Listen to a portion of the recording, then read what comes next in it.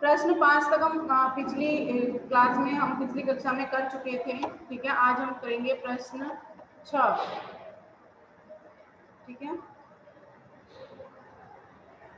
वाक्य बनाकर प्रत्येक शब्द युग्म के शब्दों में अंतर स्पष्ट कीजिए। जैसे हमने पढ़े थे ना, जो सुनने में एक जैसे होते हैं लेकिन उनका अर्थ अलग अलग होता है, तो उसी अर्थ को स्पष्ट करते हुए में इसमें वाक्य बनाना है।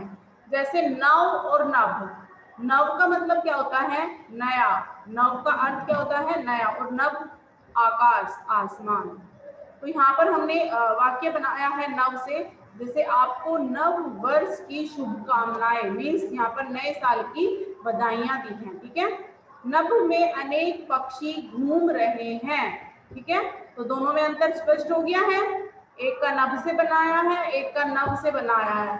ठीक है, उसके बाद बंदी और बांदी। बंदी क्या होते हैं? जिनको हम कैद कर, मतलब जिनको राजा महाराजा कैद करके रखते हैं थे, उनको बंदी कहते हैं, है ना। बांदी क्या होते हैं? जो राजाओं महाराजाओं के घर में काम करने वाली बहुत सारी बांदियां होती हैं, उनको हम बांदी कहते हैं। जैसे राजा ने लोगों को बंदी बना रखा था। ठीक है, बंदी यहाँ पर कौन हो गए? कैदी। राजा के महल में अनेक बांदियां थी। बांदियां यहाँ जैसे राजा महाराजाओं के महलों में काम करती थी, उनको क्या कहते थे? बांदियां। ठीक है, गायन और गान। अब गायन क्या होता है और गान क्या होता है ना। गायन, आज विद्यालय में गायन प्रतियोगिता है, गायन। ठीक है, हमको स्वागत गान नहीं आता, हमें स्वागत गान नहीं आता। ठीक है, भाग और भाग्य। भाग क्या होता है? किसी चीज का एक हिस्सा। ठीक है, यह उपन्यास का एक भाग है, एक हिस्सा है। ठीक है, भाग्य क्या होता है? किस्मत। उसका भाग्य बहुत अच्छा है। ठीक है, तो इनमें इस तरह हमें इनके वाक्य बनाकर इनमें अंतर स्पष्ट करने हैं। ओके, भाषा कौशल्य में क्या करना है? यहाँ पर जैसे एक उदाहरण भी दिया है, अनुचर। अनु जमा चर, मतलब आदेश के अनुसार आचरण करने वाला। आदेश जैसे कौन होता है? आदेश के अनुसार जैसे हम आदेश देंगे वो वैसा ही करेगा, तो वो कौन होता है? सेवक। इसी तरह हमें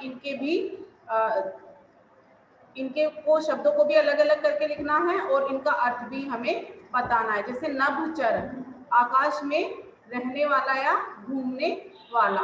ठीक है, तो कौन होते हैं? पक्षी। कौन है? पक्षी। जलचर, जल में रहने वाला कौन है?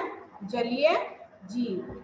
स्थल, स्थलचर। स्थल क्या होता है? भूमि, भूमि पर रहने वाला प्राणी। निशाचर, रात में। निशा का मतलब रात, रात में घूमने वाला। रात में घूमने वाला कौन होता है?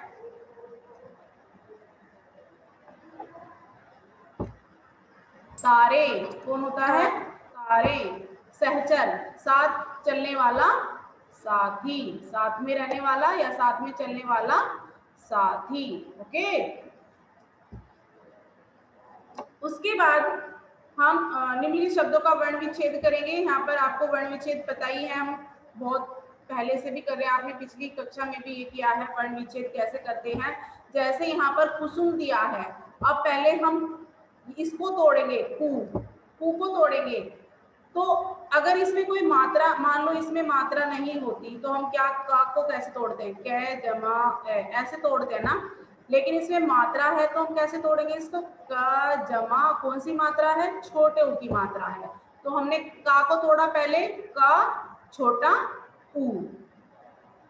ठीक है, उसके बाद स हलंत ऊ।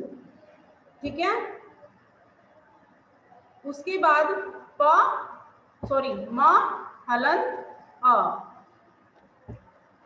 ठीक है, भिकारी। ऐसे ही आप इसका संधि विच्छेद, वर्ण विच्छेद करेंगे, वर्णन का करेंगे, चित्रित का करेंगे। अब त्रा को देखिए, जो ये त्रा होता है ये दो वर्णों से मिलकर बनता है, ता और रा। जो इसका वर्ण विच्छेद होता है वो क्या होता है? ता र अ। ता हलंत जमा रा हलंत जमा अ।